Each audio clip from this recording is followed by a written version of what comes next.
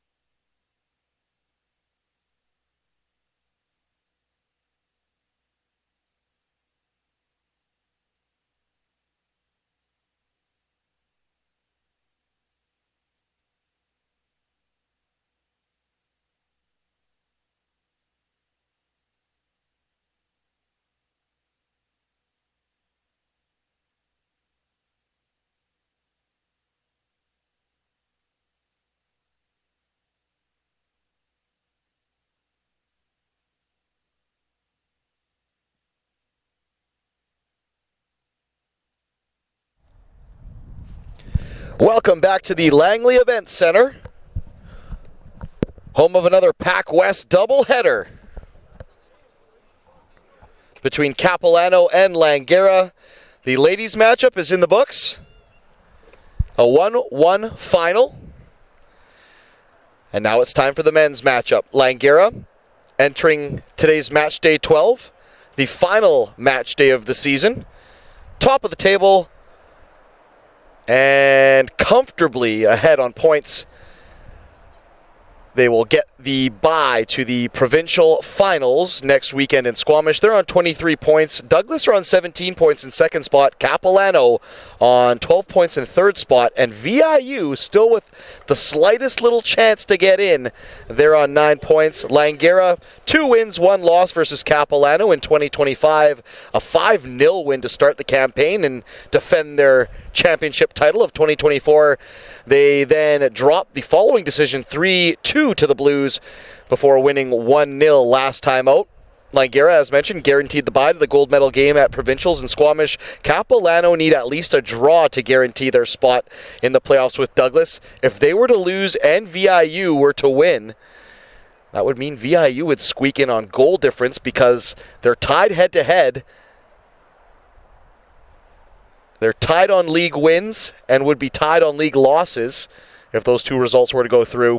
So VIU would get in on goal difference. CCAA rankings entering this match day 12. Langara, number 2 in the nation. Capilano ranked at number 11. And Langara coming off their second loss of the season, a 2-1 loss to Douglas yesterday. Meanwhile, Capilano winless in their last 5 matchups. They drew 0-0 with VIU yesterday. Let's get you the starting 11s. First for the visiting Capilano Blues. In goal, number 1, Graydon Sherrill. Number 2, Ben Ellsworth. Number 3, Callan Weavers. Number 4, Dobra Adema. Number 5, Marcos Navarro. Number 9, Aiden Ali. Number 10, Tommy Miller. Number 11, Zach Gabrice. Number 19, Eric Town. Number 22, Tate Davidson. And number 25, Hami Mai Mokhtari. Steve Millar is the head coach of the Capilano Blues. Kickoff now underway. The Langara College, meanwhile. In goal, backup keeper number 30, Elijah Brown. For the usual keeper, Zion Clark Ismail, the number 1, taking a rest today. And there will be some rotation, as I'm sure Mark Rosardo will want to keep some legs fresh for next weekend's provincials.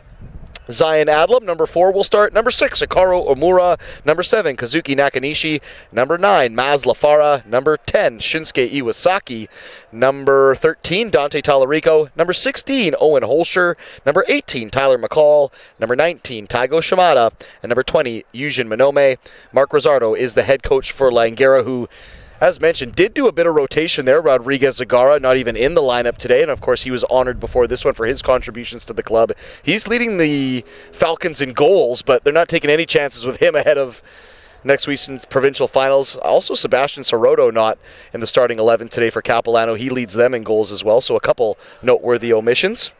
But Mark Rosardo will still field a very strong squad with one eye on provincials, but one eye on some rest for some key members of this Falcons club, who again, for the second year in a row, will go into the provincial finals with the bye. The Falcons playing in all white today with orange and black piping and trim, right to left on your video stream. Their keeper, Elijah Brown, number 30, will be wearing the teal kit off to the right. Meanwhile, the Capilano Blues, they're in dark blue with sky blue and white piping trim and a little sash across the front as well. Blue shorts and blue socks. They're playing from left to right on your video stream here today. The goalkeeper in net for Capilano, Graydon Sherrill, is wearing head-to-toe crimson red.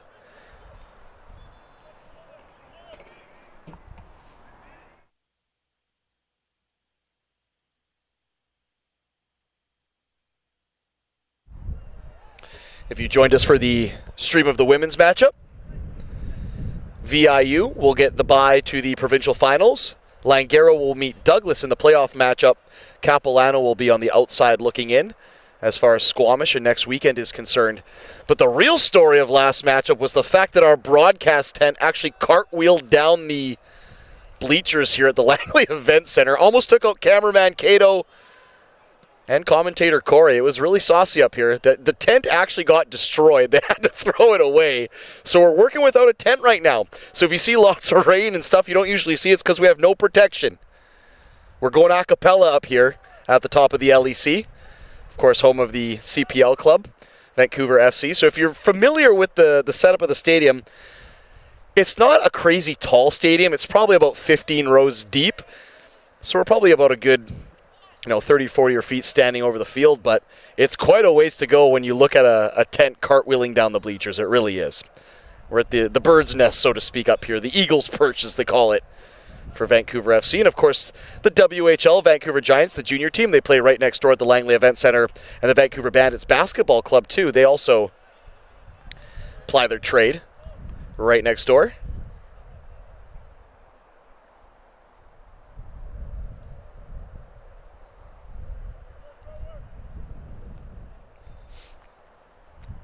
Langara will just want a nice professional performance here today. Doesn't need to be scintillating by any stretch of the imagination, but definitely needs to be something positive that they can hang their hats on going into next weekend. They won't want a uninspired draw or an uninspired loss. And as mentioned, they have done a little bit of squad rotation, but nothing that should upset the apple cart too much, I would imagine. Capilano, meanwhile, as mentioned, just need a draw out of this. But it'll have to be a hard-earned draw. They have only managed to turn over Langara once this campaign. Only one of 2 losses for Langara as well. They dropped a 2-1 decision to Douglas yesterday. The Falcons don't give up a lot of ground to the opposition. Good win there by Miller. Got caught in the blender a little bit, just in the center circle between the referee, Nakanishi, and Omura. He gives it to the right for Ellsworth. He's going to go for a bit of a dribble. Ellsworth just got caught on the ball there, but does a good job to spread it to Miller. Right-footed shot from Miller, and it was a worm burner. Took a couple hops just in front of the keeper, Brown, but good early opportunity for the young backup goaltender to get his mitts on the ball, and good opening positive play there from Tommy Miller, who, along with the likes of the Sebastian Sorotos and the Andrew Cerqueras, definitely one of the more offensively minded players for the men in blue, and he looks energetic to start this one, to say the least. Holster now takes the ball down about pelvis height. It was actually an awkward ball to control, but he did ever so well. Unfortunately, the subsequent pass was a bit too central, and Taigo Shimada couldn't get on the end of it. It'll be a deep, deep throw-in for the Falcons right in front of the concession stand here at the Langley Event Center. If you are joining us, it is a bit chilly, so if you're heading down to the park, do bring your bubble coat and your lap blanket. It looks like it wants to rain, but there are blue skies off in the distance, but one ever-present today has been a little bit of a chilling wind that seems to cut to the bone. I think I've got 4 layers on and I'm still cold.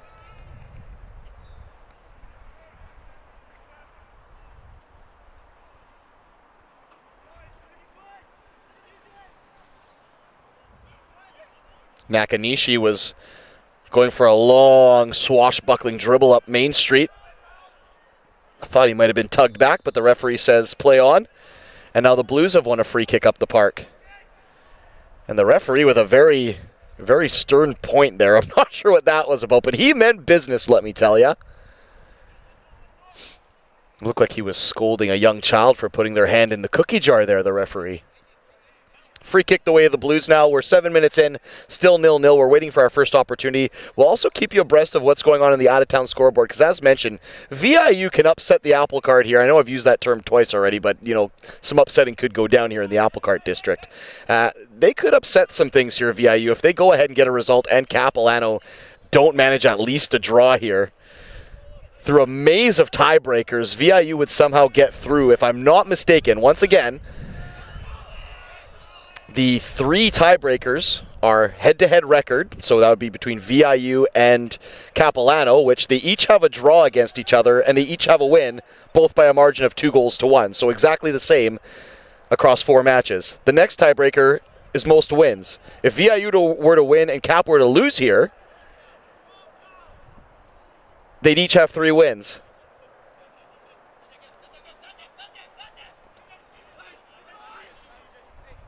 If Capilano were to lose here and VIU were to win, they'd each have 6 losses, which is the 3rd tiebreaker, least losses. Capilano now look like they might spring to life. Zion Adlam puts the big boot to that one and says, no dice, not on my watch. So that 4th tiebreaker outside of head-to-head, most losses, or most wins and least losses, is actually goal differential. Cap are -7, VIU are -4. And just by the fact of conceding 3 less goals, VIU would probably find themselves in a playoff spot. That being said, those 2 results still have to take place, and I don't want to get the hopes up for VIU fans who have had a tough season this year, but Douglas are sparking to life right at the exact perfect time. They've been enjoying some really good performances lately. Their midfielder, Matteo Falcone, got Athlete of the Week honors last time out. So Douglas is coming into form. Their fruit is ripening at the perfect time here. And you just worry for the likes of the VIUs and maybe even the Capilanos down the stretch. We have Zion Adlam down in the penalty box, and I can't imagine this is something that's going to tickle Mark Rosardo in a positive way, as Zion Adlam has been one of those stalwart defenders, not just this year, but last year. Of course, he was defender of the tournament alongside Takeru Kaku. And the last thing they want to see is one of their big 11 pick up a knock or be unavailable for the big provincials next weekend. So this now will force Mark Rosardo's hand. Maybe not in this match, but in the following weekend. He's up, and he doesn't look like he's hobbled to the point of like absolute gut-busting pain, but the human leg is a very fussy limb, so we'll see what happens here for Zion Adlam. They've already got a player up off the bench as a substitute. It's Luca Cafaro, who's a striker, so I'd imagine they maybe push him up and then maybe bring a midfielder or something back into, unless Luca Cafaro plays as a center back, and I'm not savvy to it.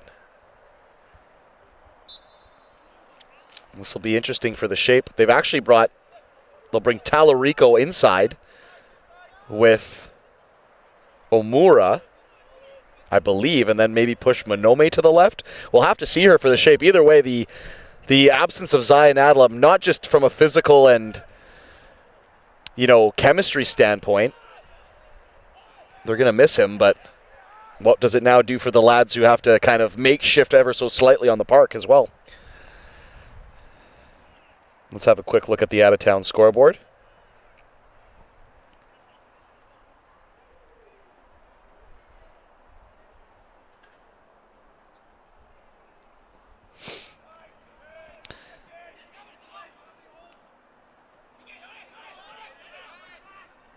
Just still waiting for kickoff, I believe, between VIU and Douglas, if their video stream is anything to go off of. Meanwhile, we're 11 minutes into this contest, tete-a-tete, if you will.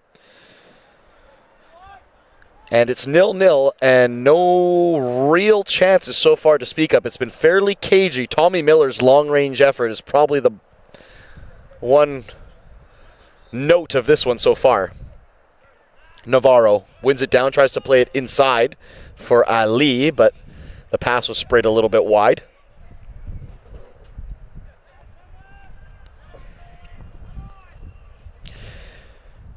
And Mark Rosardo up off his bench to give some instructions to his player. He's asking a little bit more from the back line.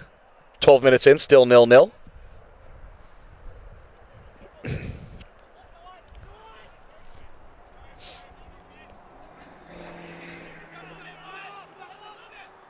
Maslafara dribbles himself into a bit of trouble there. He had Tyler McCall as the closest option. Mokhtari now. Good 10-yarder up the park. An even better one, and Ali's rolled his man. He's gotten inside on Nomura. Ali cuts back to his left foot. Can he get a shot away? Oh, he turned back to his right. Miller now is going to uncork one. That one's not far over. Gee, that was probably less than a foot over the bar there. I thought Ali had maybe made the wrong decision by cutting back there instead of surging forward on the left foot, but he lays it back probably about another 12 yards for Tommy Miller, who absolutely put everything he had behind that one. It was a pile driver that was always rising on a frozen rope. My goodness, what a hit there from Miller. And that's something that the Langara Falcons will have to be savvy to, because anywhere in and around the 18-yard box, it looks like Miller's ready to pull the trigger. And if that last chance is anything to go off of, he's probably not going to be far off on a lot of these shots. Good effort there by the number 10, Tommy Miller.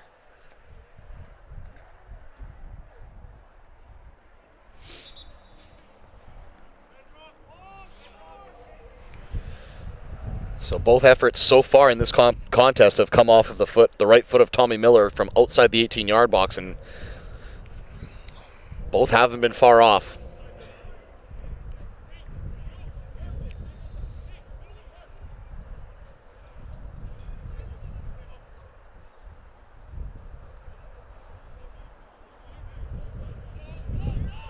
Long heave of a throw into the area. It almost cleared the distance and fell for Ali at the back post. The clearance evades Cafaro, and Capilano, ever since Adlam has subbed off, not saying that that's the straw that stirs the Kool-Aid per se, but ever since he's subbed off, Capilano, or I beg your pardon, Langara have just looked a bit off of it as far as their chemistry, their rhythm, their passing, their pace.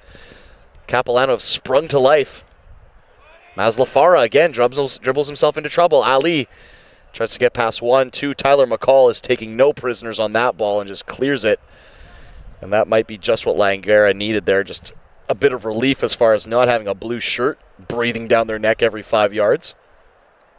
Cafaro, heavy touch to himself inside, gets a bit lucky there. He played it through Mokhtari.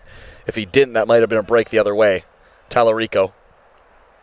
Cafaro, Manome. He's got Mazlafara inside, but he went up the touchline to Cafaro.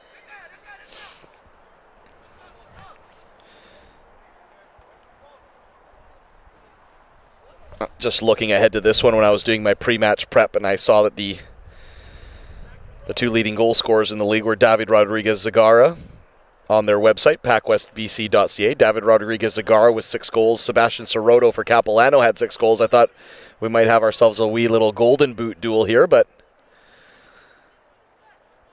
both coaches have put personal plaudits to the side for their talismanic strikers. Instead, they want the team glory, and they're going to reserve those fresh legs and that scoring prowess of both Rodriguez-Zagara and Soroto, respectfully. Save those for next weekend when it really, really matters. Good play there by Nakanishi. He's won the ball back, and Iwasaki comes away with it. Well-weighted through ball for Holscher, who's gotten around the outside of his defender, Gabrice. It's a good scrap there, and Holscher's won it! That might be a penalty. Oh, I think the referee's got that one wrong, you know. Holscher got inside Gabrice, and I think Gabrice was not necessarily in a danger zone, but I think he dragged him back there. I'm going to be completely honest with you there. Good 1-2 between Farah and Cafaro. Holscher now is going to try another cross. This one comes out for a goal kick, and I'd love to see a replay of that one, because for my money, Gabrice had dragged back Holscher just inside the area there, and I think Capilano are a bit lucky. Corner kick, 17th minute. If you're just joining us, 0-0. Capilano probably with the best chances to speak of so far. Both 18-yard shots from distance from Tommy Millar. Right-footed outswinger incoming here from the far right corner. It's hit with pace. It ducks down low by the near post. Wasn't hit with enough lift on it, really. I believe it was Iwasaki that tried to clip that one in, but yeah, just not enough height on it there. It didn't really trouble Capilano at the near post. It'll now be a throw-in right in front of section XY here at Willoughby Field. Holscher.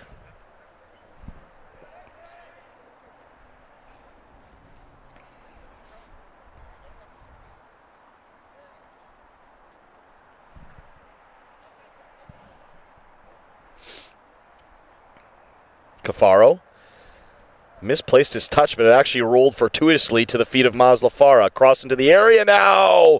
Manome was the closest to it. Nakanishi chests it down, has a lash. Ooh, good chance there by Nakanishi, who he had put in that initial cross that had just kind of curved away from everybody in the penalty box, but he then won the subsequent ball down on the trot before unleashing a half volley. That was some bang, bang, bang soccer right there from Nakanishi, but it ends up being the first real chance of the matchup for Langara. We're in the 18th minute.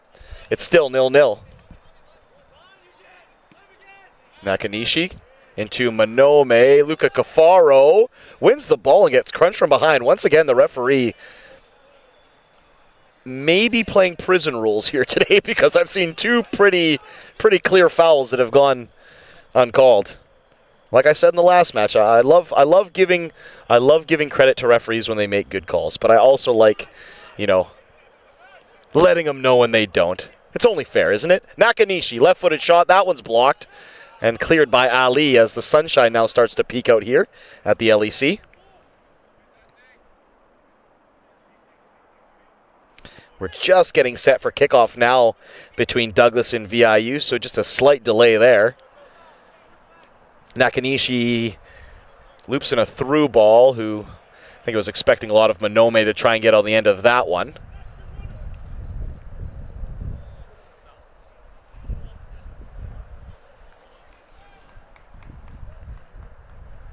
Ball played out into the supporter section here, and a slight lack of ball boys and ball girls here, so Tallarico has to run all the way over to the halfway line to retrieve a secondary ball. Mazlafara now has it. Great ball in for Tallarico, who did well to take it. Ooh! Now that one, for me, wasn't a penalty. Tallarico was always kind of on the tip of his toes there, and it was just good body position by the Capilano defender, and unfortunately for Tallarico, he kind of goes for a bit of a spectacular tumble, which I think made it look worse than it actually was. Good call there. Good no call there by the referee. See, I'm fair. Always very fair.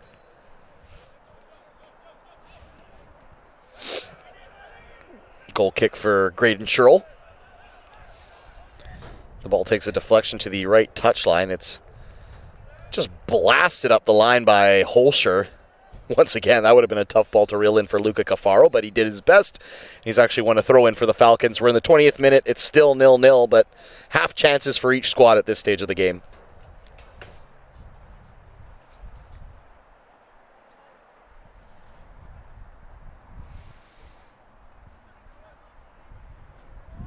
Cafaro just rolled off the ball there a little too easy by, I think it's Gabrice. And it's a good play here. That's an excellent way to through ball. Can Ali get on the end of it? He can't. Can he get a shot? Oh, he does. That was a good play, but now Ali's pulled up lame. He's holding the back of his right thigh there. That's not a good look for the number 9, who you hope that's just cramp and not something pulled, because that was a slick little bit of play there. It was Gabrice who got released up the touchline. He played it infield for Mukhtari, who waited a perfect 10-yard ball square for Ali to run onto. The Langara defense did just enough to obstruct him and force him wide, but he still played in a great right-footed shot that was probably maybe a foot wide of Brown's left post. It was a real good chance there, and a well-worked little spell of play there from the Blues. You just hope for the number 9 and Capilano's sake. They need all hands on deck for this playoff surge here, that everything's okay, but he immediately grabbed the back of the right leg, which was his shooting leg there, so you hope nothing's been pulled or tweaked there ever so slightly, and it's just a bit of cramp. The number 9, Aiden Ali from Delta. Siakwam secondary. And you know what? That doesn't look good. That might be an early shower for Ali, which is such a shame, because alongside Tommy Miller, he's been one of the more lively players in the front 3 or 4 for the Blues. He really has. He had a really good opportunity earlier in the half where he rolled Omura and then laid it back for Miller for one of their chances. So he's been good in the opening 22 minutes or so, Ali. It's just a shame that you have to see him leave the pitch in such a manner. We are going to have a substitution here for Capilano. It's going to be the number 6, I believe. Yes, it is. Campbell Grimston, who's 6'3", also forward as well, but a bit of a different look up front, I beg your pardon, for the Blues. Yeah, and that looks like that might be an early visit to the chiropractor, I beg your pardon, the physio table for Ali, and Grimston, the number 6 from Vancouver. Bright yellow cleats is now into the affair. We have staff at the Langley Event Center here, and it looks like, Cato, we might be getting a tent, buddy. We might be getting a tent. That's luxury, man. Cato's our cameraman here today behind the scenes, and just about gave his life for the tent earlier today when it cartwheeled over the stand. So it was all hands on deck, man. It was all hands on deck here. Headed forward by Adema. The number 4 in the back line of Capilano, who looks like a tough customer. I would not want to encounter him on a rainy pitch day on Langley, that's for sure. The number 4. 6'4" from Burnaby. Good ball win there by McCall on Mukhtari. It's a sloppy pass, though, from Cafaro, though. He gives it right back to the Capilano players. Miller's in control. And he couldn't really sort out his feet there, Miller. He was being hounded by Tallarico and Holscher. And they just wouldn't let him rest. And now Langara have won the ball back. You probably tip your cap over the run of play rhythm-wise for for Langara so far. They've looked the more comfortable of the two teams on the ball, but Capilano look like they can spring to life at any second with a counterattack. Tommy Miller, and up until him leaving, Aiden Ali looked like they could really inflict some damage at any given moment. Good play by Monome. He cuts inside on the number 2, Ellsworth, but Ellsworth, what he lacked in pace, he made up for in body and strength. And he just kind of brushed Monome aside there once he got centrally. Monome plays a very similar game to Kobe Monte. He's just a little less stout and a little more slight and not as I want to use the term down to earth. I'm sure he's down to earth, but he doesn't have that kind of Leo Messi kind of style body where he's short and stout and he kind of hugs the ground like a rally racer, you know what I mean? It's tough to body those people off when they have such a low center of gravity. That's the word I'm looking for, a low center of gravity. So Monome has a very similar style to Kobe Monte, but I think just lacks a little bit of that robust low center of gravity ability where he can, dip the shoulder and get inside on a bigger guy like the Ellsworths of the world. 25th minute, still 0-0 between Langara and Capilano. Quick look at the out-of-town scoreboard. Douglas and VIU now underway. That's 0-0 in the 5th minute.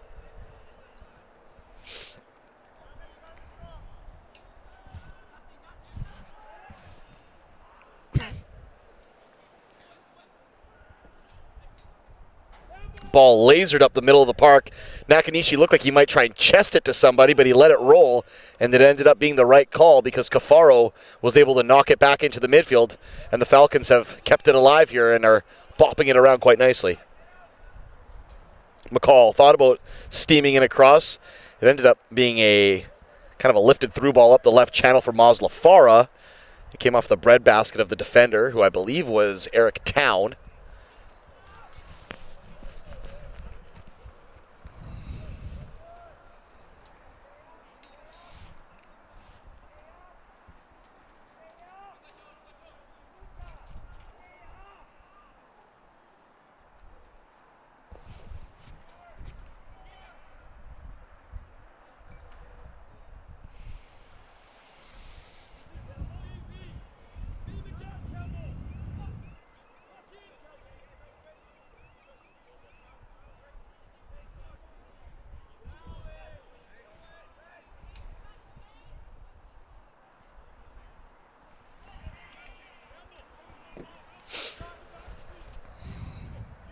The window settled down here at Langley.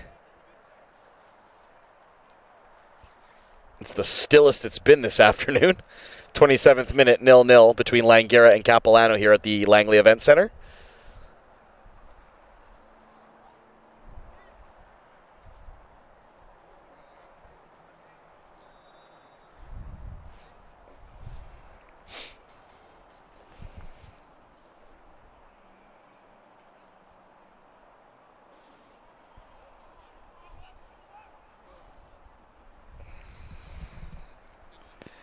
Mokhtari glances it forward for Town, I believe. I beg your pardon, it's actually Tommy Miller, who has been boxed out harsh in this game, Tommy Miller. Seems like anytime he gets the ball, he's got 2 or 3 white shirts just tugging at him or nipping at him or clawing at him. He hasn't really had a moment's rest. He hasn't had any real, free space or free time this whole match. He's been fighting for it. They've obviously sussed him out as one of the danger men.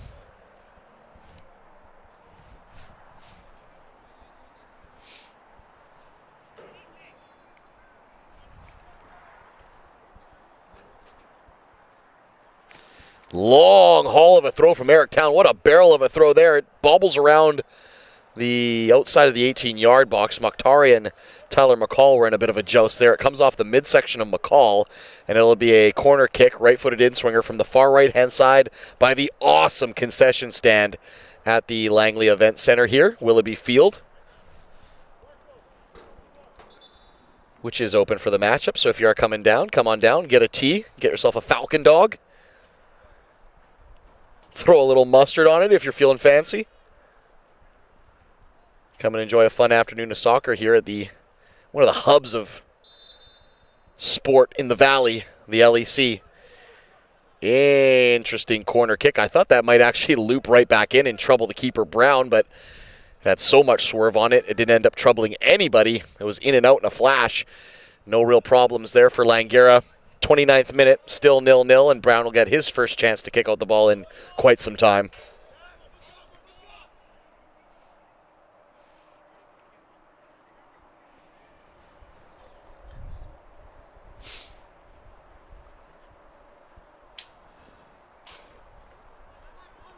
Bit of a floated clearance, but Tallarico gets the noggin to it. All he can do is stoop it down into the path of Gabrice, who puts his head down and runs like a road runner as fast as he can right up the middle of the park. It had the Falcons on their back heels just for a little bit, but the pass he elected to play just was a bit too central, and it didn't trouble the men in white.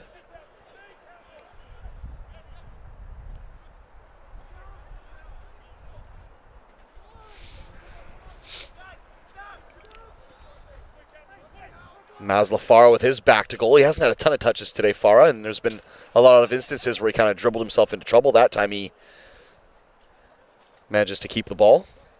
Omura for Nakanishi. Good roll there by Nakanishi before giving it to Iwasaki.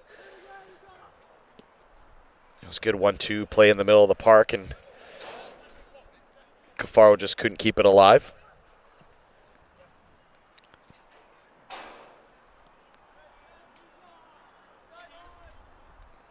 .30 minutes gone, still 0-0. And no real chances to speak of so far. Nakanishi had a half volley inside of the penalty box that was easily saved by Sherrill. Outside of that, Tommy Miller's had a couple lashes on goal as well from distance. Aiden Ali probably has the best chance of the match so far from inside the penalty box.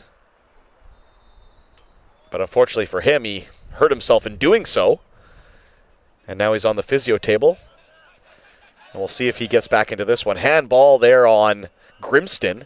And the referee says play on. Coming together between the two number 6s there, Omura and Grimston.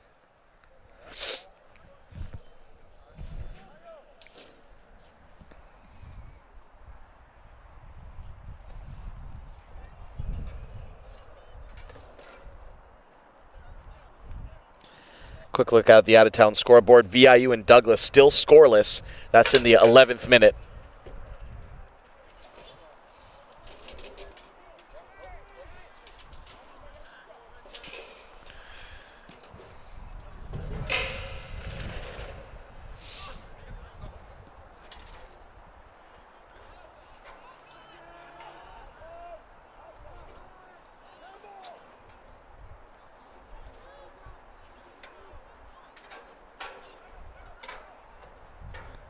Shimada on the cruise. He got through about 4 or 5 blue shirts before they finally put a stop to that at the edge of the 18.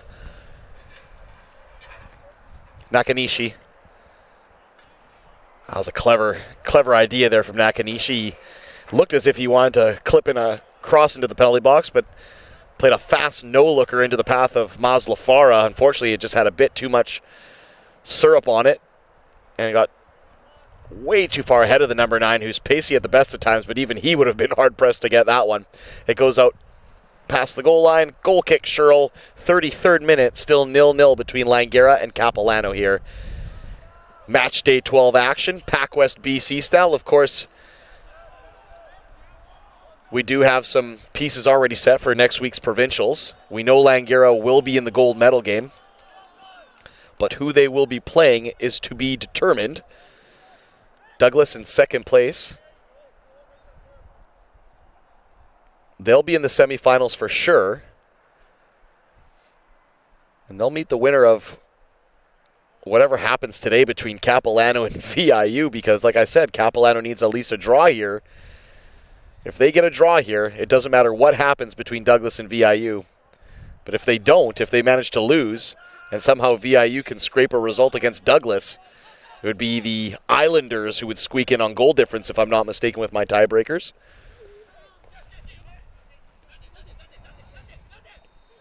As everything is all square on head-to-head records, most wins and least losses. So, interesting times for Capilano and VIU fans. Langara and Douglas, meanwhile, they're just trying to keep their positive end of the season momentum rolling.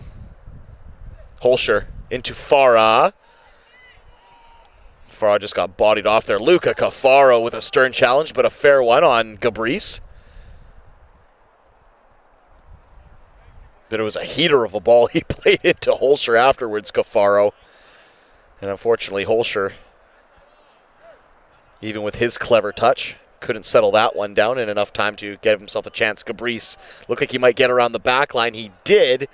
He swung a left leg at that shot, but Omura's body was in the way. Gabrice has been busy here early in this one.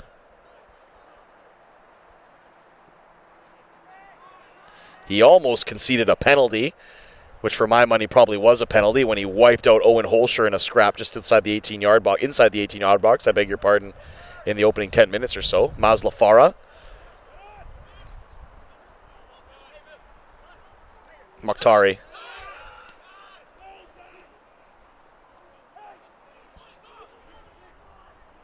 Callan Weaver's there. Just couldn't get on the end of Gabrice's 5-yard pass.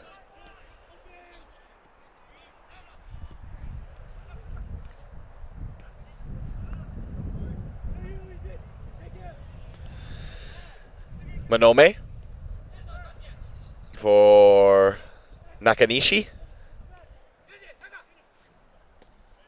Ball in for Mazlafara. Farah just waited for it to get to him, and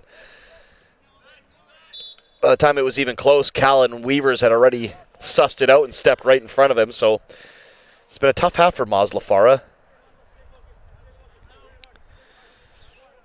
He's giving up a lot in body position to the number 4, Adema, and he's just getting wrestled off the ball a lot of these times, and the times he can clear himself a bit of space, he's having to take 1, 2, 3, 4 touches just to dribble away from the players hanging off of him, and by the time he's done that, he's got even more players on him, and a lot of his lanes have evaporated, so might need a different approach going forward there for Mazlafara.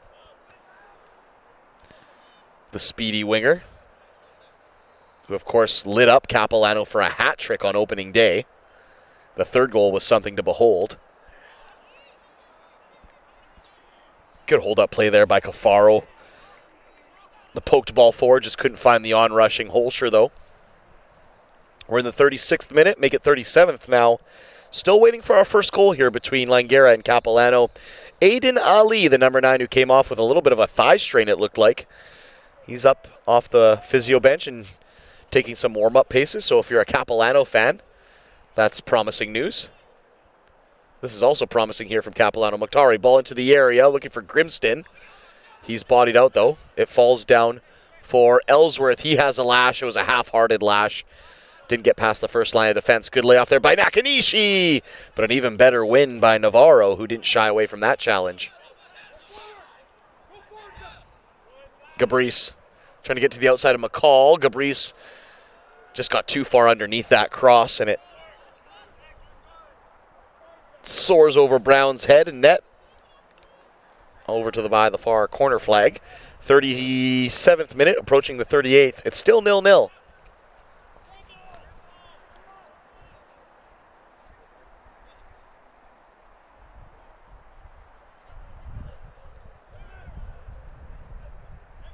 Nakanishi, beg your pardon, it was Omura who actually played that ball 10 yards up Main Street.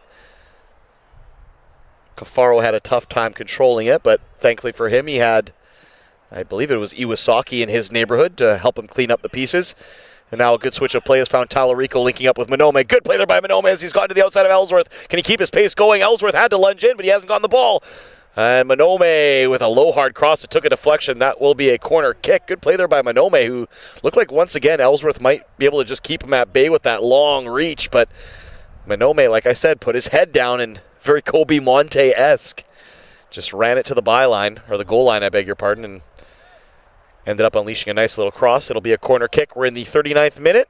And Nakanishi takes it quick. Iwasaki, top of the box. Clip back across. It's a great save by the keeper, Sherrill, who, I don't know how much he knew about it. Cafaro had to stoop his head back on that cross from Iwasaki. That was a bang, bang, bang play from Nakanishi, Iwasaki, then Cafaro.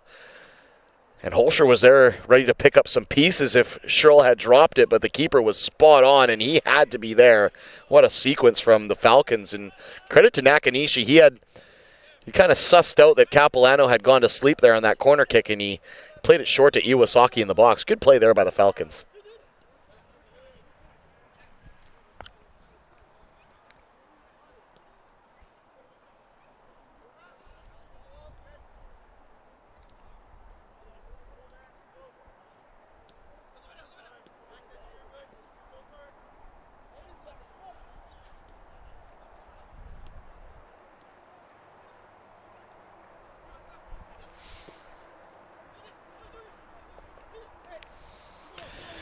Manome, Farah, link up.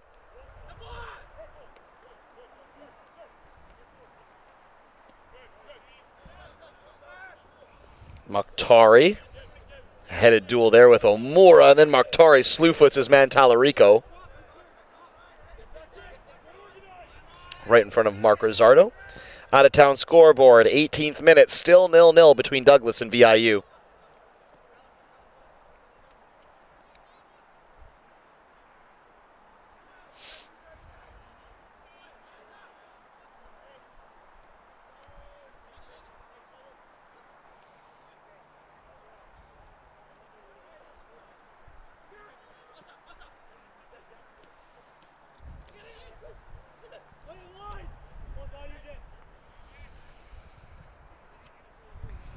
We're in the 40th minute now, still scoreless. Best chance of the match for the Falcons coming off the head of Cafaro moments ago. Best chance of the match for the Blues coming off the right foot of Aiden Ali, probably in the opening 15 minutes or so. This is a chance. Owen Holscher has a left-footed shot, and that wasn't far over. Thought it might have taken a deflection. I think he just got too far underneath it and had more scoop than drive. But a good effort there from the number 16 Holscher, who's looked pretty good opening 40 minutes or so. He probably could have drawn that penalty in the first half, or in the first 15 minutes or so, I beg your pardon, because I don't know whether the referee got a good look at it or not, but for my money, I think Gabrice was tugging on him and had brought him down from behind, but the referee said play on. We'll see how it influences matters going forward. McCall gets submarine there, but looks like he'll be okay.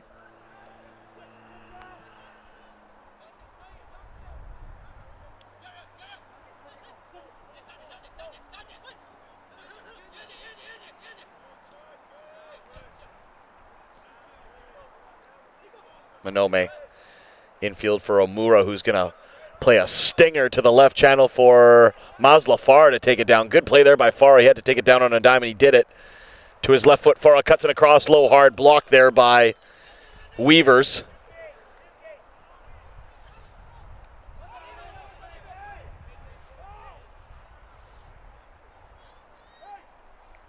Excellent little touch there by Masla Farah to bring that long, pacey ball down. Under pressure as well. Can the Falcons get one going into the halftime locker room? It's a right-footed in-swinger, but he stands it up to the back post, does Nakanishi. Masla Farah with the shot. It bobbles around the 6. Tyler McCall was there, but he couldn't put a foot on it. That was scrappy play.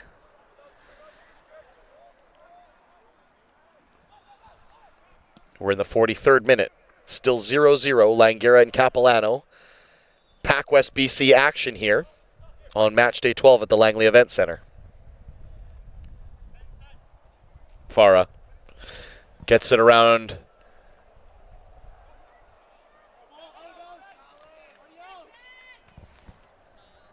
was actually Weavers dueling with him there. I thought it might have been Ellsworth.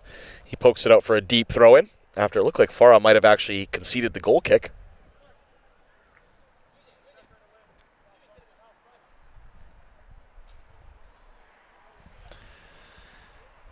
Nakanishi tried to slip in a clever ball there for Iwasaki.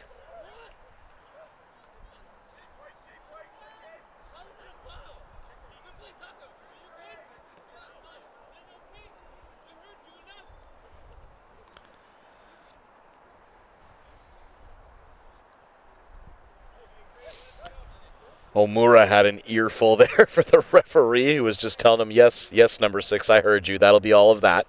No more, please. And usually Omura's a pretty cool customer, so he probably saw something he didn't like there. But nonetheless, it doesn't really affect play. Capilano will unfortunately lose out after that free kick. Mokhtari tried to get it in for Grimston. And Cafaro just gets outpaced there by Ellsworth. Now Ellsworth's been dragged the width of the park. He's taking on Holscher on that, on that far side. Tommy Miller, who's gone a bit anonymous in the last 20 minutes. Thought he had won a corner kick, but it will be a goal kick About a minute plus change here left in this first half. We're still waiting for our first goal. On the out-of-town scoreboard, Douglas 0, VIU 0. That one is in the 23rd minute.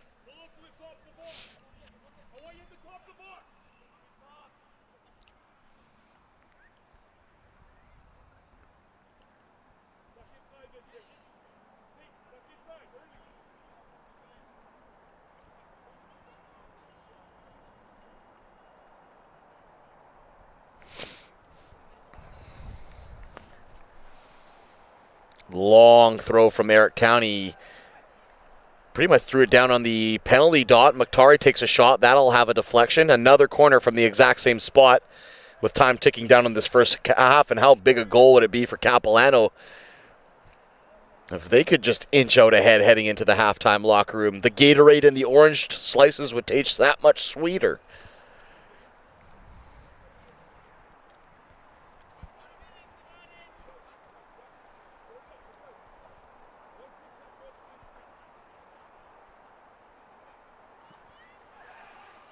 Well, that was right into the 6-yard box. Well weighted, well placed cross there by Town. Another one clipped in on the right foot. This has more leap on it, but Brown did ever so well. He judged that very well, did Brown.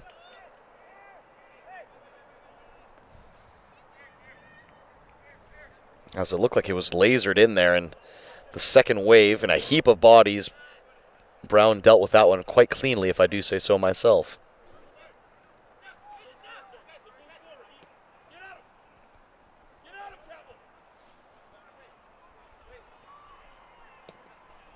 Grimston, good switch of play. I was going to say, or was it? It just had enough pace. My goodness me. 22, Davidson gets wiped out there, and I'm not sure what the referee was looking at, because that was about as clear a foul as you're ever going to see. He hung the leg, and yeah, the ball might have already been gone, but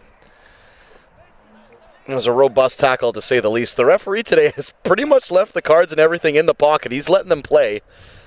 He let a penalty go earlier. That was a pretty stiff challenge, if I do say so, and he let that one go as well. So you hope it doesn't open the floodgates as far as angry play. You never want to hear angry play, but it certainly will add a little bit of spirit to this one, that's for sure. Out-of-town scoreboard watching. Capilano can breathe a little bit lighter. Douglas have a 1-0 lead over VIU, which gives them just a bit of distance, maybe just what they need to comfortably secure that third and final playoff spot in the PACWEST men's division. Manome now on the halfway line. Can't imagine a ton of added time here in this first half.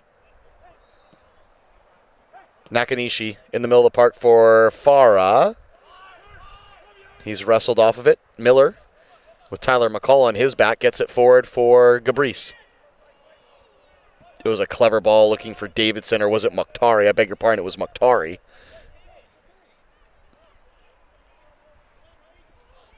Holscher rides the tackle of Davidson. Still going Holscher. Plays it to the top of the box for Kafaro. Good layoff for Nakanishi. Back for Iwasaki. Good shot, but just a bit too central and a bit too little weight on the shot. It was just a little bit too calm a finish there for Iwasaki. It looks like he was just trying to float it in there, but good spell of play there from Holscher up the right channel. A good knockback from Kafaro for Nakanishi. I thought Nakanishi might have just wanted to have a rip there. He's got quite a cultured foot. Mukhtari, right-footed shot over the bar. Not a bad effort, though, from Mukhtari. Just on the edge of the 18. You obviously saw that top left bin of Brown's net open up and thought he would just try and scoop it up there.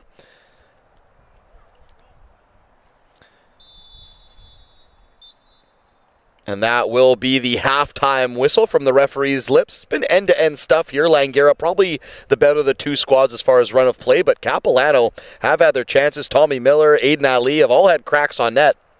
And it looks like at any time they could pounce on the counterattack. So all to play for here in this, coming up in this second half. It is 0-0 here with playoff implications. The out-of-town scoreboard, Douglas still up on VIU 1-0. We'll tell you what that all means on the other side of the halftime break. 0-0 between Langara and Capilano. Match day 12, the final regular season match day of the campaign in 2025. PACWEST BC action live from the Langley Event Center. Coming back in just over 15 minutes time.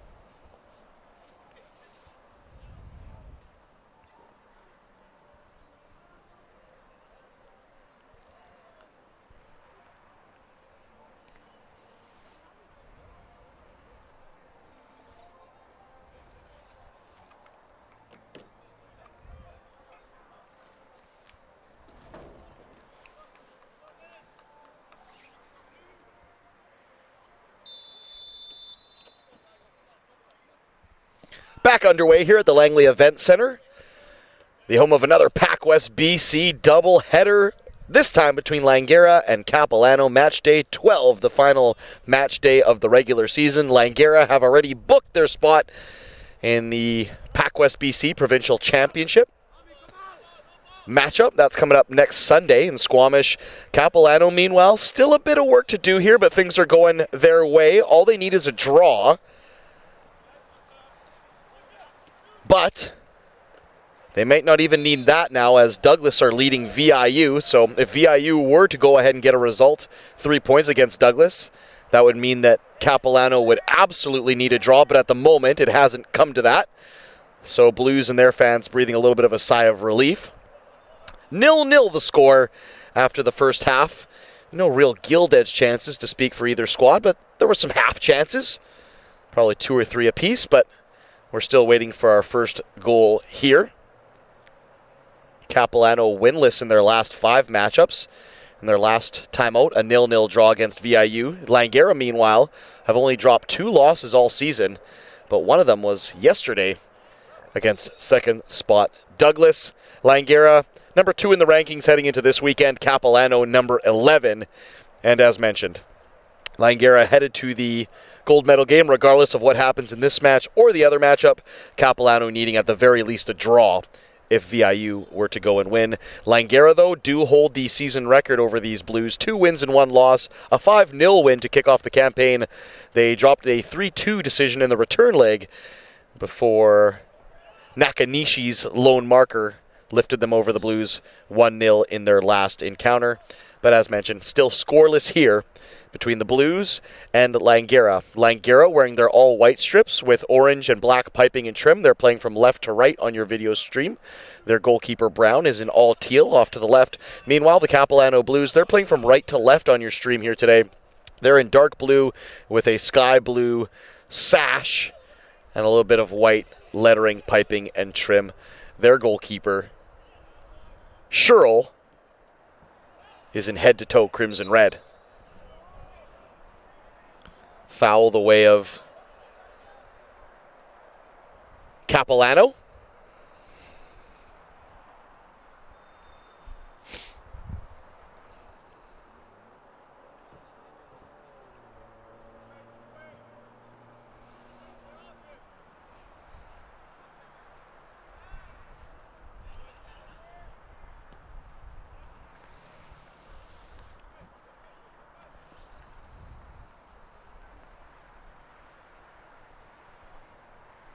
Just having a quick scope around the park here to see if I can pick out some substitutions that may have taken place. But it looks like both squads have sent out the exact same players that went into the locker room. And it was a fairly tight affair. Of course, Zion Adlam was forced to leave early for the Falcons, their stalwart center back, where the Capilano Blues, Aiden Ali made way after he pulled up lame following his gilt edge chance in that first half. So both squads have been forced into a substitution early in the affair. It's been a fairly cagey matchup, though. Not cagey in the sense of nobody's really been trying to go forward, but there hasn't been a lot to speak of as far as clear-cut opportunities. Langara probably enjoying the better of the rhythm of the game and the possession.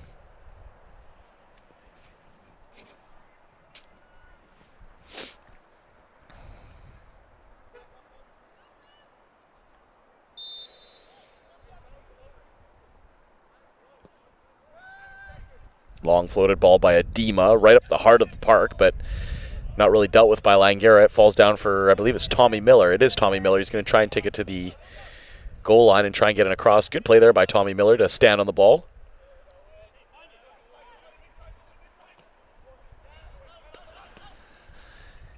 Miller eventually does get the cross in, but it's muffled by an Owen Holster deflection. And now Langara have a chance to get forward in numbers. Nakanishi picks out McCall. He had to wait for the ball to get to him. And he didn't really lift up his head when he decided to spread it wide left for Manome. And he hit it probably 10 yards behind the youngster. And that chance, which the way spaces and lanes were opening up there, it looked like that was going to be a free run upfield for Langara. But unfortunately, the ball from Nakanishi to McCall was just a bit behind him, and then in order to try and speed up the process, he unfortunately played it a bit behind Manome.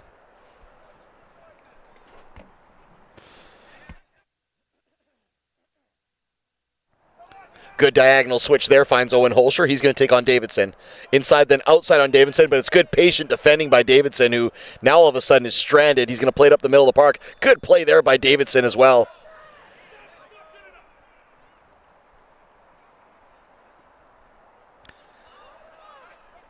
Shimada, dispossessed by Adema.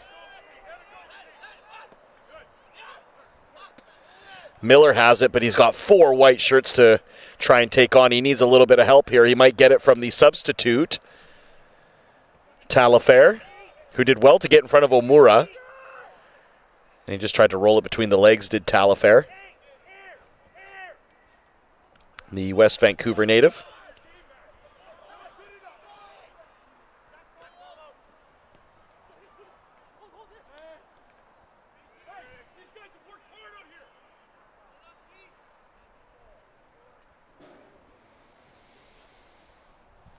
And now the coach, Steve Miller, giving an earful there to the substitute, Sam Taillefer, who I think we're in the 52nd minute now. He's had about less than 7 minutes to try and ply his trade and a whopping 2 touches. And Steve Miller's not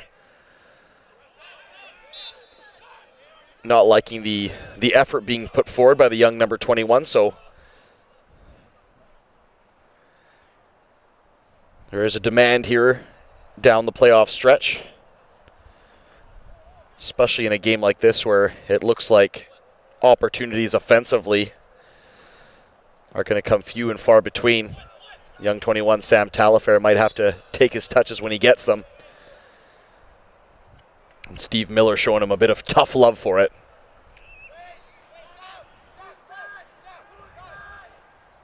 Shimada for Omura.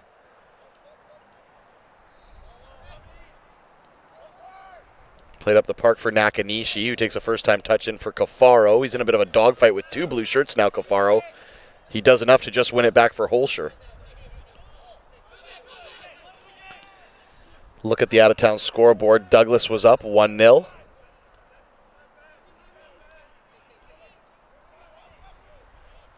Long-range shot from Mokhtari. Had some good sting on it, but unfortunately just not enough precision. Douglas and VIU at halftime, the Royals leading there 1-0, which, as mentioned, gives Capilano just a little bit of breathing room if they were to concede a goal. Good clip ball forward there. Sam Taillefer is onto it. Can he get his touch right? Cuts back to his right foot. Dispossessed inside the penalty box. Cafaro looking for a through ball for Manome. He was kind of boxed out, Manome there, I beg your pardon. Ellsworth had just gotten position on him inside.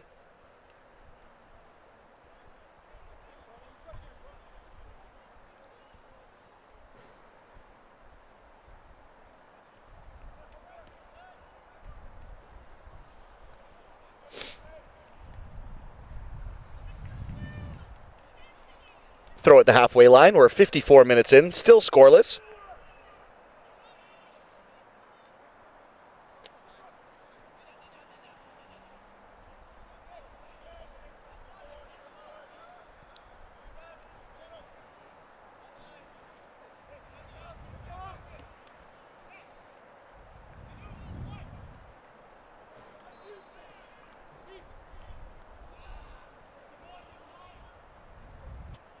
Do we have a goal kick here?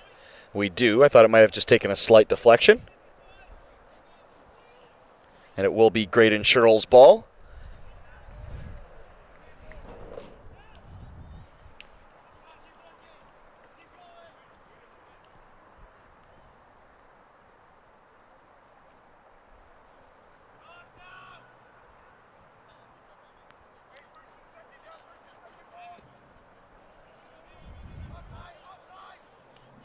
Nice floated ball into the middle of the park there by Graydon Sherrill. It looked like it might just hold up for Mokhtari there, who's now being forced to do a bit of chasing. Iwazaki shrugs him aside before almost pinging a pitch-perfect ball for Mazlafara. Not sure what the call was there. Maybe Mokhtari got a little piece of the attacking player on the way by afterwards.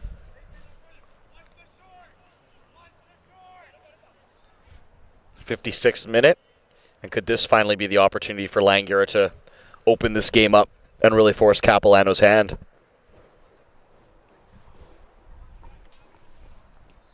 On the deck right up the central portion of the pitch.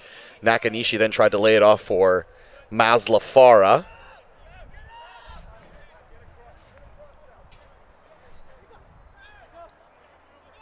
Omura in the right channel. Again inside for Nakanishi. He does well to hold off his man, but gets clipped from behind. It was Navarro who just landed on the Achilles there.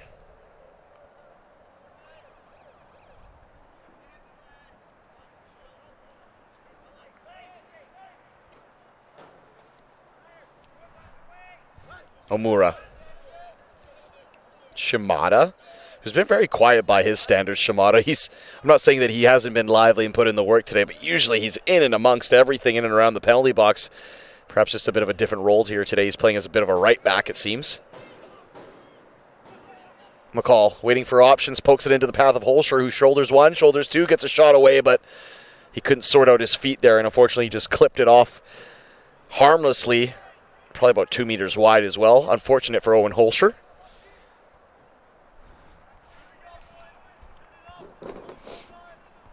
It's been a steady day at the office for Owen Holscher, though. He's been involved. Speaking of being involved, it looks like, against all odds, Aiden Ali will be back into this one, and it's, I think, just what the doctor ordered for Capilano ever since Ali left this matchup. And gosh, I want to say it was like the 10th to 15th minute or so. They've just been missing a little bit of something up front.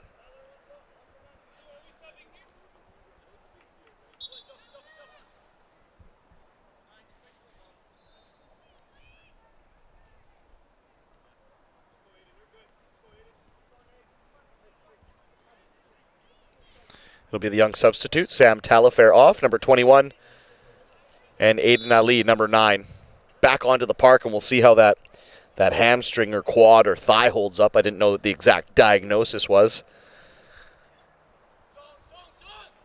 But anytime a somewhat fit Aiden Ali is on the park, that gives you a little bit of a chance moving forward, I think, if you're a Capilano Blues fan.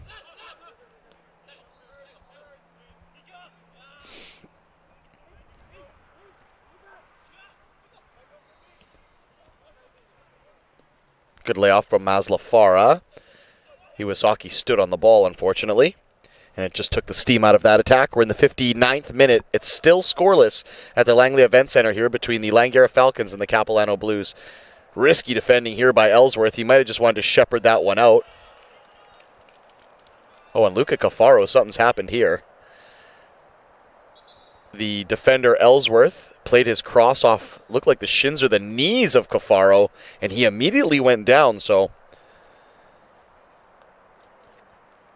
maybe just caught his knee on the turf, or maybe that clearance came off of the naughty section. Either way, Mark Rosardo looks like he'll take this opportunity to make a substitution.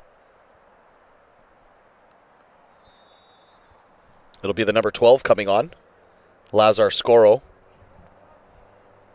Yeah, and looks like they might just leave Luca Cafaro off on that far side. He is in some discomfort. He looks like he's clutching the right knee. They're sending the physio squad over to him. Yeah, he's hobbled, Cafaro, that's a tough one because Cafaro came on for an injured Zion Adlam. So if Mark Rosardo's already gone 2 pieces down heading into provincial weekend next week in Squamish, yikes. That's not good. You want all hands on deck for those types of affairs. Scoro, good first touch there, plays it into Minome.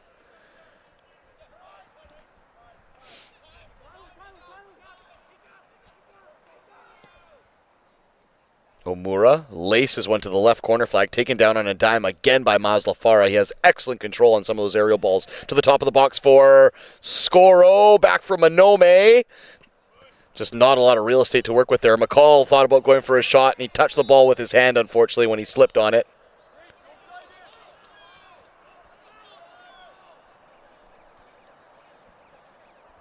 Yeah, that's bad luck for McCall, who was just trying to sort out his feet to either put in a cross or a shot, and when he slipped, he inadvertently put his hand on the ball. You understand the frustration, but had that ball gone in the back of the net, there would have been a riot on the Capilano bench, and you wouldn't blame them. So it's a good call by the referee.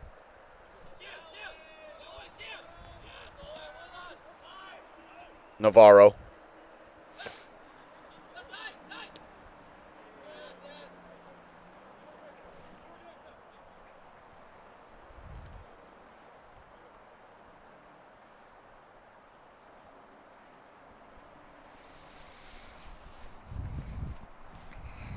'61st minute, still scoreless between Langara and Capilano. We haven't seen a real chance here in quite some time. There's been some half-hearted efforts on net from distance, but there's been really nothing inspiring from either squad as far as real chance creation in this second half here. And we have about 29 minutes to play plus change.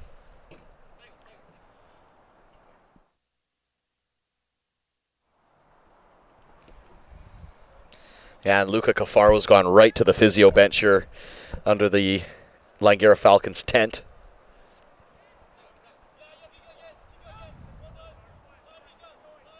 Omura, another long diagonal. This time he's going to try and pick up Monome. Headed clear by Ellsworth. Good interception there by the number 2. McCall's kept it alive, though. Another great interception by Ellsworth, who has been good today in the back line for Capilano. And they have been good today in the back line, the entire back line. Adema, Ellsworth, Weavers,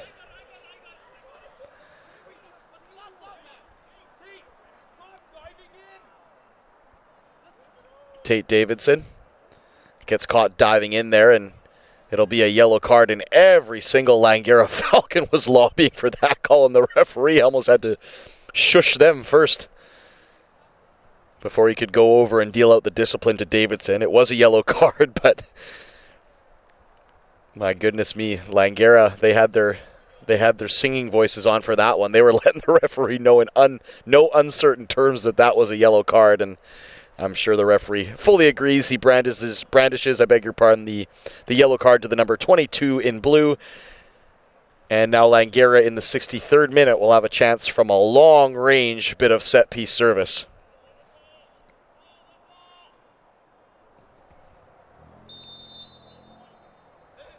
Taken short by Shimada. Omura might try and launch another diagonal. Yes, he is. Another long diagonal. This one for Maslafara. Knocked away by Weavers. And it'll be another deep throw in right in front of the LEC concession stand. Nakanishi tries to roll his man. All he can do is get it back to Monome. They're in a bit of a phone booth right now. Nakanishi stumbles, goes down. That'll be a free kick. He could have kept going, Nakanishi, but it probably was the right play. Had he kept going, he was just going to get dispossessed. So he takes the knee and wins the free kick, which will allow Steve Miller of the Capilano Blues coaching bench to get up off the pine and let his players know once again that he wishes them not to dive in on tackles. And that's the last 2 times they've been caught, is Nakanishi kind of skipping around them and they hang the big leg, and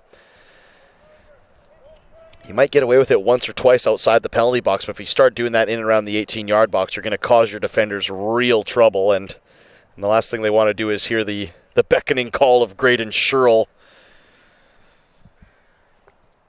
giving them the business.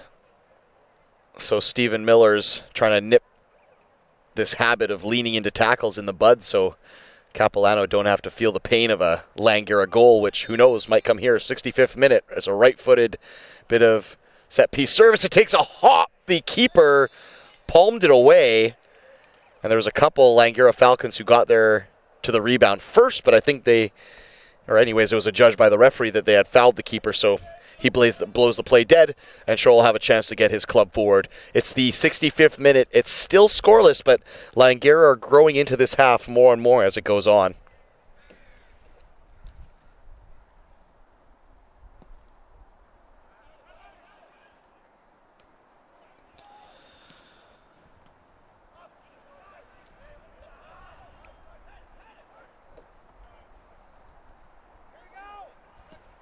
Long long ping ball, this time to the opposite touchline for Nakanishi to chase. He's usually in a more central position, Nakanishi, but he saw a bit of real estate and he cruised right on in there and he's worked Langara up the park. Shimada again stands on it, this time with the right foot.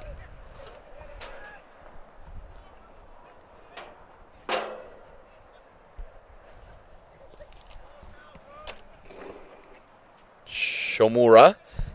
You could see he was thinking about pinging another diagonal left foot. It's become his, or a diagonal right-footed ball. It's become his kind of his trademark, Omura. That time he threw him a bit of a curveball. He opened up the body and passed it along the deck.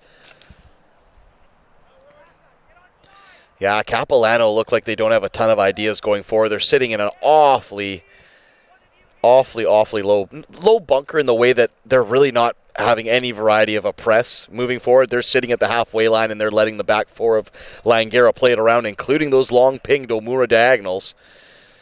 And Langara are having a real easy time playing it out the back at the moment. And the Capilano defenders are sitting in a block of 5 with 2 midfielders in front of them, which is more or less leaving their 3 forward players a little bit stranded. And Langara at the moment are just kind of playing it around. Tommy Miller now will drop to try and get on the ball. And they've got pretty much every player outside of Aiden Ali behind the ball. Shimada tried to just poke a cute little ball forward for Lazar Scoro. It just bounced at the worst possible time, though, and carried it away from Scoro. Still waiting for a second half kickoff between Douglas and VIU.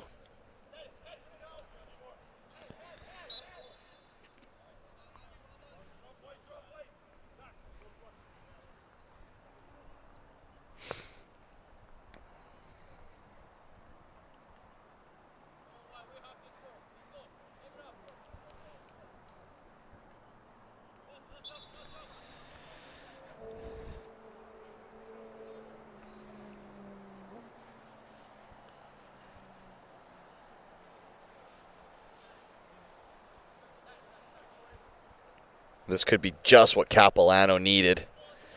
Just a bit of chance to just relieve the pressure, slow down the play, and now a set piece where they could possibly steal one. Adema floats it into the box. Gabrice was the closest to it. It was knocked away by Shimada, though. Scoro. Good play there by Shimada, who could have easily gone forward, but just did a good feint, went all the way back to Omura. And at the moment, the defenders and the lower sitting midfielders of Langara are not having too much trouble bopping the ball around.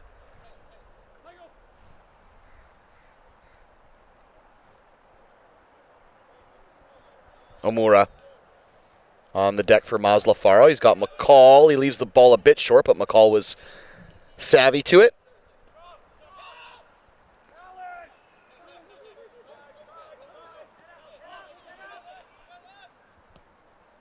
Nakanishi floats one to the right touchline. Maslafaro is going to have to get on his bike to challenge Adema for this one, but Adema lets it roll out. It'll be a throw-in for the way of the Blues. 69th minute. It is still 0-0 here at Langley Event Center. But that result suits both teams fine. Langara, no matter what happens in either match, win, lose, or draw, they'll be in the gold medal matchup next Sunday. Capilano just need a draw to ensure their passage to the playoffs.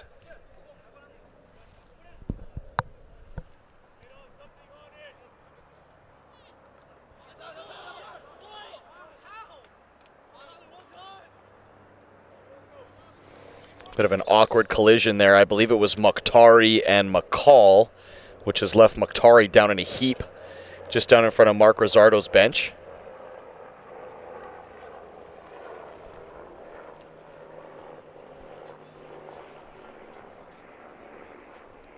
Which will give both teams a little chance to rest and get a little squirt of water. We'll see who Steve Miller brings up off the bench, because it doesn't look like Mukhtari is going to be able to continue here.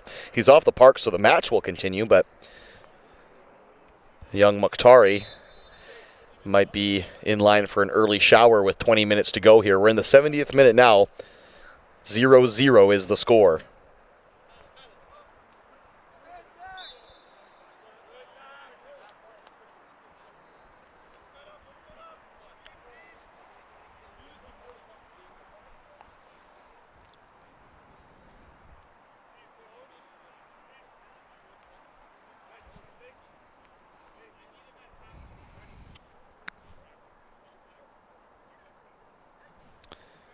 Josh Ismaili Ranjbar is going to come on here, the Whistler, BC native.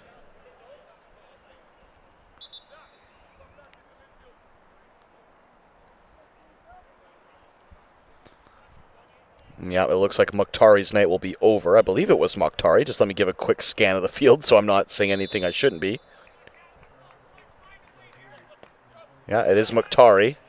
And Ismaili Ranjbar almost got on the end of a header right away.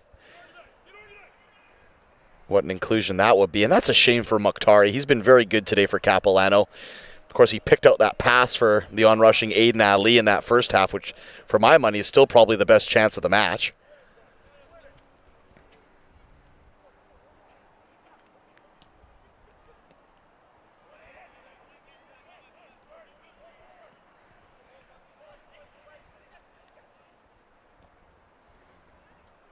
Gabrice, did he keep himself onside? It looks like he did, and he's managed to scrap and win the ball back after some pressure from Talarico.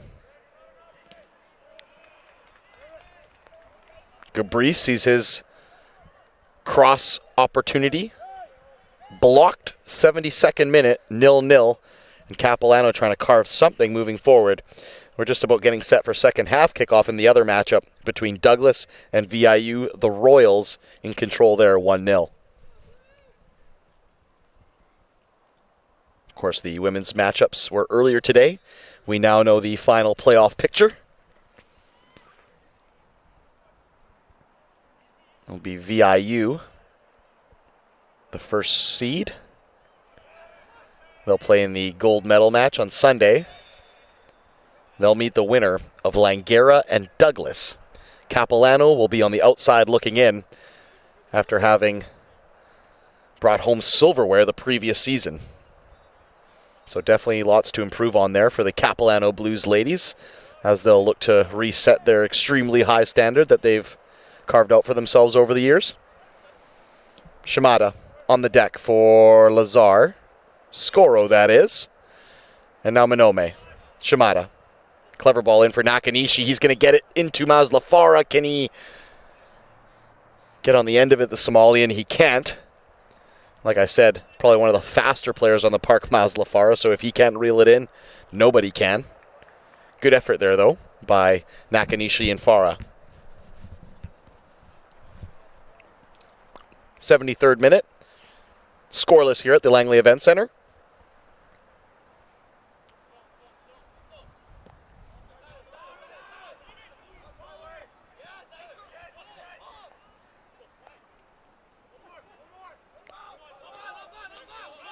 Oh, and that's good play there by Tommy Miller as he skirted a couple tackers there. McCall's got to watch himself. He's been diving in 2-3 times from behind, and I don't know what McCall's possible protest could be there. He was nipping at Miller from behind, 3 opportunities. Lucky he doesn't go into the book for some of those. And I think Dante Talarico had sussed it out that was a bit of frustration from McCall, and he just drags him away and tells him to learn to fight another day because, yeah, McCall was like a pit bull there on the heels of Tommy Miller. He was not taking no for an answer. And eventually he takes a chunk out of the rangy number 10 for Capilano. And they'll have a free kick opportunity, dead central, from probably about maybe 30 yards out, maybe a bit more.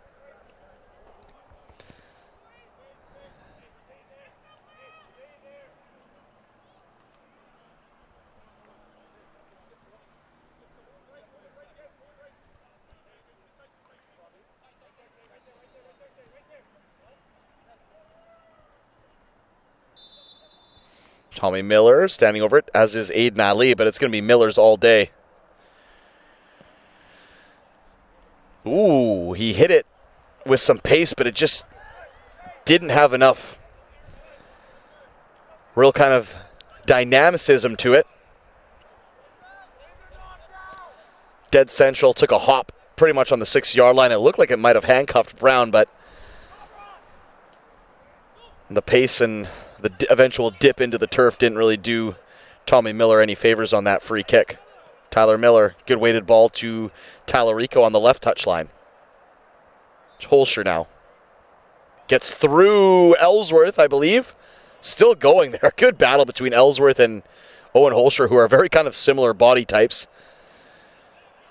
And neither was willing to give up the inch there, and even after being nutmegged, Ellsworth shut the saloon doors and would not let Holscher pass. So good defending there by the number 2, Ellsworth. For my money, probably outside of maybe Mukhtari in the middle of the park, the best player for the Blues here today, as far as consistency.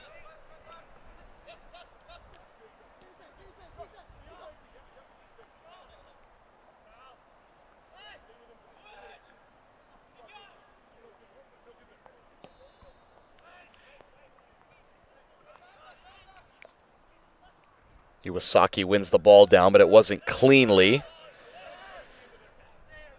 All Ishmaeli Ranjbar could do is hook it into the opposition end. We're in the 76th minute, time ticking down on a potential goal here. But as I said earlier, this result suits both clubs just fine.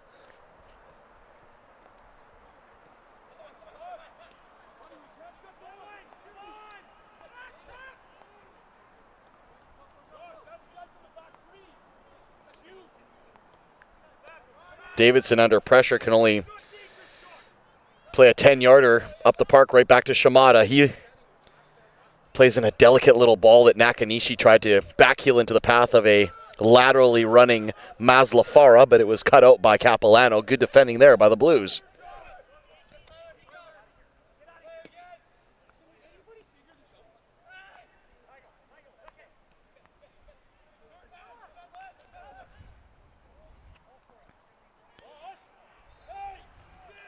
If there is one coach in this PACWEST BC men's division that can, well, this might shape up for a shot. Farah, deflection. If there's one coach in this PACWEST BC men's division that can go toe-to-toe with Mark Rosardo when it comes to verbal jousting inside the technical area, I think it might be Steve Miller. I'd love to see them in a shouting match one day. Very lively. Both coaches love to win. You can sense it. That even draws hurts their feelings probably. At the moment, Steve Miller is very lively off his line, very lively. And Mark Rosardo is, I could best describe it as reserved. Shimada now. This is a good position. He's in inside the penalty box, cuts back to his left. Shot! Oh, that was not over by much. He spanked that one, Shimada, and it was probably less than a foot over the junction of the right crossbar and post combo of Sherrill's net. Good effort there from the number 19, who, as I said earlier in the contest, I'm surprised he hasn't been as lively as he usually is in some of these affairs, but he sprung to life there. That's the Shimada I know and like. He's playing as more of a stay-at-home right back today, but even he can't help himself. You love to see it. Good effort there from the number 19.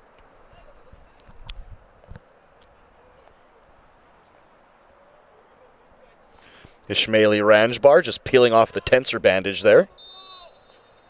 I thought he might have been coming off for an impromptu substitution, but instead he just whips the wrap at the physio lady and says he's going to soldier on. Maslafara almost managed to get to the outside of Callan Weavers there, but he tripped on himself. And that might have been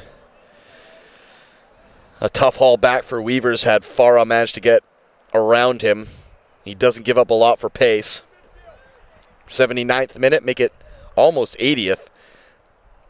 Zeros across the board here between Langara and Capilano.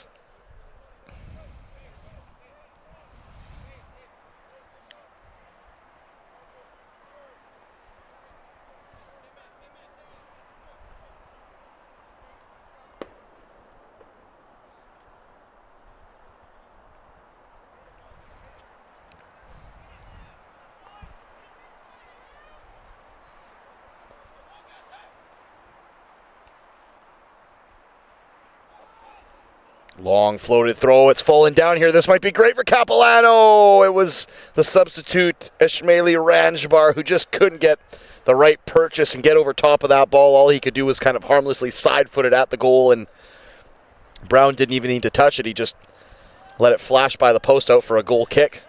80th minute. Now on us. 0-0. At last glance, Douglas still up 1-0 on VIU.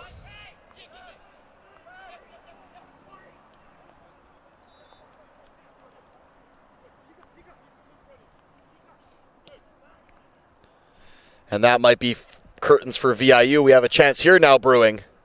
Played across the 6-yard box. Nakanishi just couldn't get there. It was like a yard in front of him, just rolling along the 6-yard line. And he got beaten to it eventually by Sherrill, who just put his body in front of it. As I was saying just before that chance was created, it might be curtains for VIU on their 2025 playoff push. Douglas have doubled their pleasure. It is now 2 Douglas, 0 VIU. That's in the 67th minute. So even if Capilano were to go and lose this matchup, they would still need VIU to pull off an absolute miracle to get into the playoffs.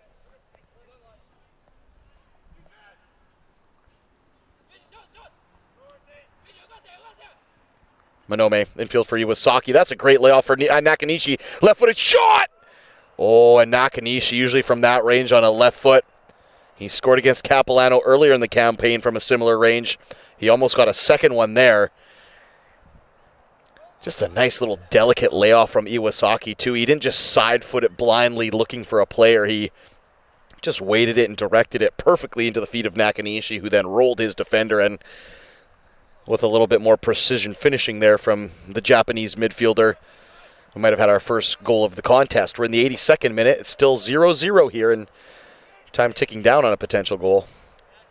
Gabrice, can he get there ahead of Shimada? It doesn't look like he can.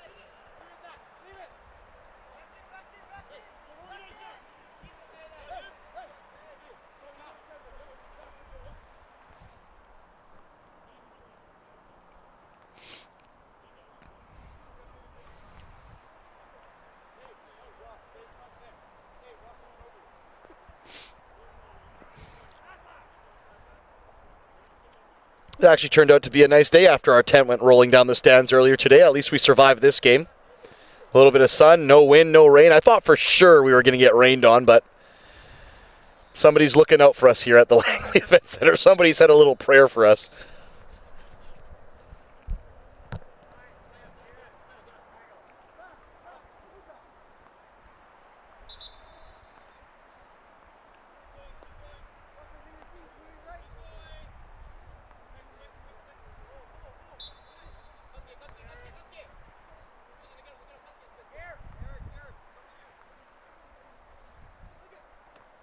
Nakanishi wins it down. It was a bit awkwardly he won it down. He almost won it down like pelvis height, but not just to keep it alive for Langara. 83rd minute, still 0-0. Maslafara trying to roll his defender. He attempted to lay it off for Iwasaki, but Weavers did just enough to impede him from getting the ball forward in a positive manner.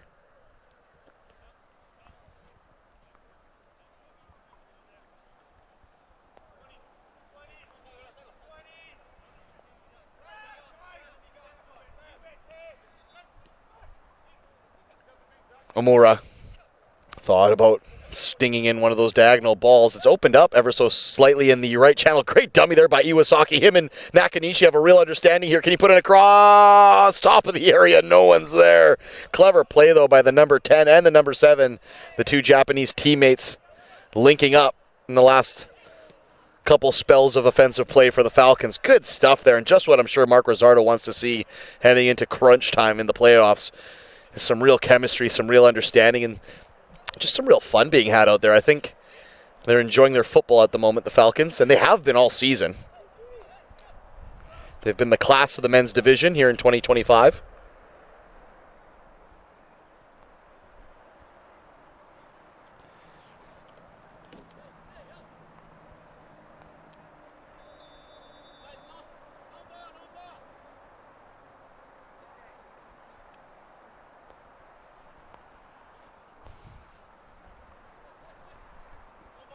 Ooh, that's a rough challenge from McCall, who went through the absolute back of Gabrice there.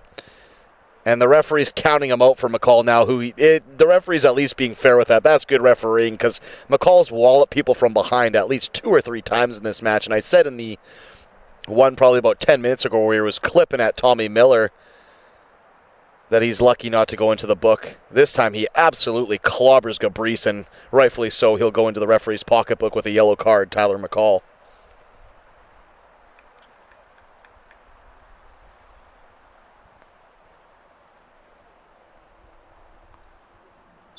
Substitution upcoming for Langara. It'll be after this play, I believe. It'll be Piero Delgado from Peru to come in.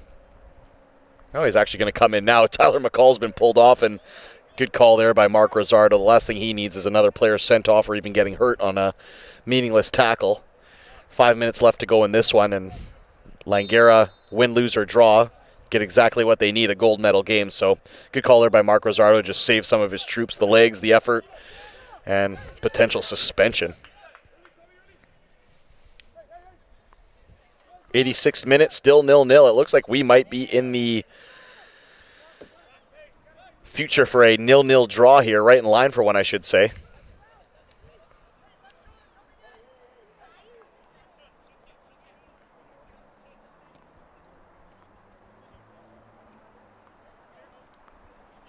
Manome, good nutmeg, still going Manome. It's opened up here. Maz Lafara's demanding it at the right portion of the area. He gets it. Can he clip it to the outside of Weavers? He can, but Weavers and Ellsworth have done very well with Maz Lafara today because he's a tough guy to defend. He's jinky, he's jivey, and he's got some speed as well, but they've done kind of a thankless, very patient, tough job of defending Maz Lafara. Another good job there by Weavers.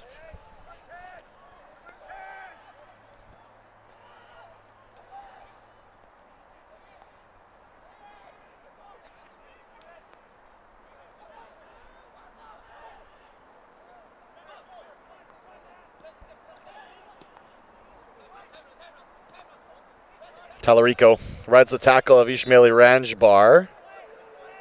Oh, I don't know if that was the right call by the referee. That was just two good pieces of body contact.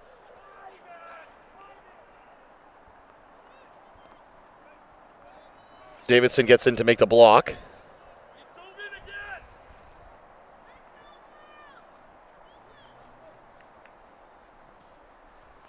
Yeah, just that coming together in the middle of the park there. I think the referee could have let that play on. It actually ended up hurting Capilano because they were kind of incredulous to the decision. Then Langara just went for it. Nakanishi, right-footed outswinger on a corner. Almost a free header there for the substitute, Delgado, but he couldn't get his noggin onto it. Omura now. Can he get it back to Nakanishi? He can. It's a little bit behind the Japanese midfielder. He'll clip in a left-footed cross. That's dealt with first time by Adema. He actually did well not to concede the corner there, Adema. He side foots it out for a deep corner, or a deep throw, and I beg your pardon. We're in the 88th minute. It's still 0-0.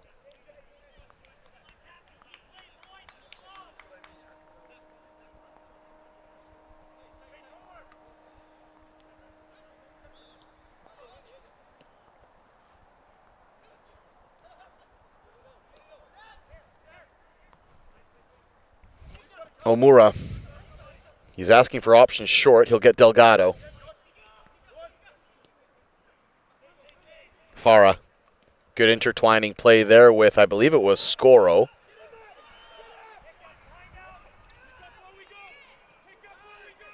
Out of town scoreboard. Douglas still up 2-0 on VIU. That's in the 75th minute, so unless VIU can go and conjure up 3 goals and hope Langara get a late one here, the Mariners might be done and dusted as far as the men's concerned in their playoff push.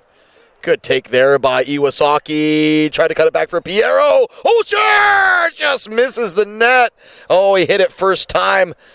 Opened up the body and hit it right in step, and he was just trying to curl it and wrap his foot around it, and he did ever so well. The technique was fantastic.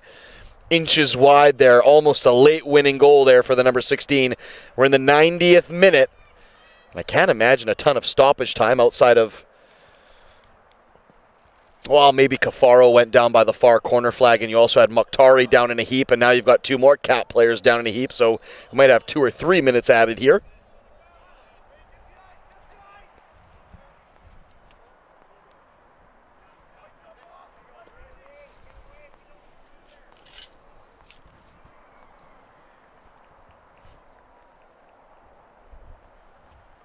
I believe it's Tommy Miller now, just dealing with some cramp down at the halfway line.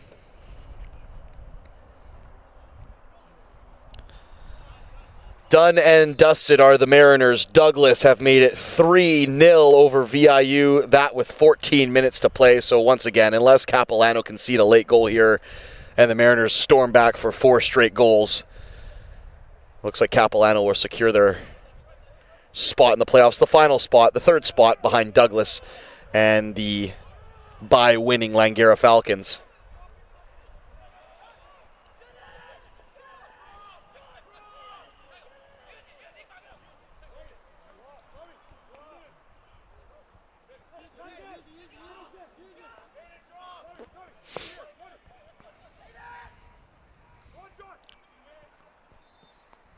Talarico. A laced frozen rope of a vertical burl right into the chest of Lazar Scoro. All he can do is watch it rebound off his chest. Maybe ricochet or recoil is the better way of saying it.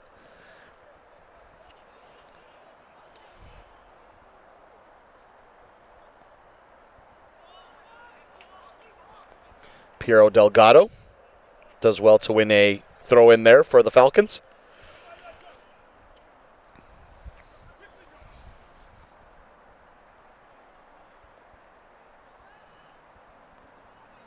Nakanishi wins the header. It was a good win by Nakanishi, too. He had to rise very high. Nakanishi, right-footed shot!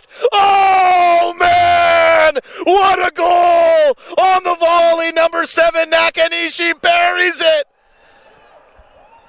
And the Langara Falcons will enter the provincial finals in style. 1-0 at the death over Capilano.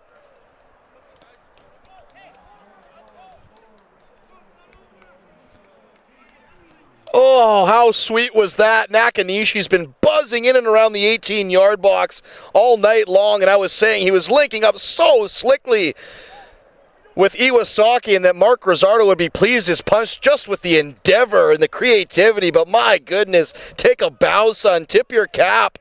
What a shot there from Nakanishi. And you know, a draw probably would have been a fair result, but Langara, they were just a bit sharper today. They controlled the play just a little bit more than the Capilano Blues. And the way things are going, that actually won't hurt Capilano too much. Even with the loss, they will still advance to the playoffs with the out-of-town scoreboard result of Douglas leading VIU 3-0. But goodness me, what a way to sign off on the regular season. Well done, Nakanishi. And they might go back for more now as Miles Lafara's in the mix. Talarico there as well. And I think Piero Delgado just dragged back his man by the shirt there. The referee says we'll have another free kick. And Dima will launch it for Capilano, who could still go ahead and get a equalizing goal here. It'll be a corner kick to end the matchup probably about a minute and a half, maybe 2 left to go here. If you're just joining us, scoreless until the 91st minute, more or less. And it's a Kazuki Nakanishi rocket. Adema, he's bundled over. Still alive, though. Right-footed shot by Ishmaeli Ranjbar. It's the final play of the match. And that will be that for the 2025 men's PACWEST BC campaign. Langara put their stamp on it. They'll enter the provincial finals on a bye and finish the campaign on 26 points. Douglas, if their results hold, they'll finish second on 20 points. Capilano, despite the loss, will enter the playoffs in the third spot on 12 points, and VIU, unless they can manage 4 straight goals with about 10 minutes to go against Douglas. Lo and behold, as I look at my out-of-town scoreboard, VIU have just scored, so 3-1. If they go ahead and score another 3, they'd get into the playoffs. But that looks like it would be quite an optimistic ask if you're a Mariners fan. So once again, if you're just joining us, quick rehash. Langara victorious here, 1-0. Nakanishi with the late goal. That puts Langara women's side, which means VIU will enter the provincial finals on the bye for the women. They'll play in the gold medal game, and they'll meet the winner of Langara and Douglas with Capilano on the outside looking in. Once again, thank you so much for tuning in for another season of PACWEST BC Soccer here from the Langley Event Center. We'll see you in the playoffs up in Squamish. Capilano, the host, and I will have the call. The semifinals on October 25th at noon and 3 respectively, followed by the gold medal games the very next day, the Sunday, October 26th. The women's gold medal at noon on the Sunday, and the men's gold medal at 3 on the Sunday. VIU for the women, we know for sure will be in the gold medal game. Langara for the men, for sure we know will be in the gold medal game, as both of those clubs will look to go for back-to-back championships. My name's Corey Basso. Thank you for tuning in to another edition of PACWEST Soccer BC from the Langley Event Center.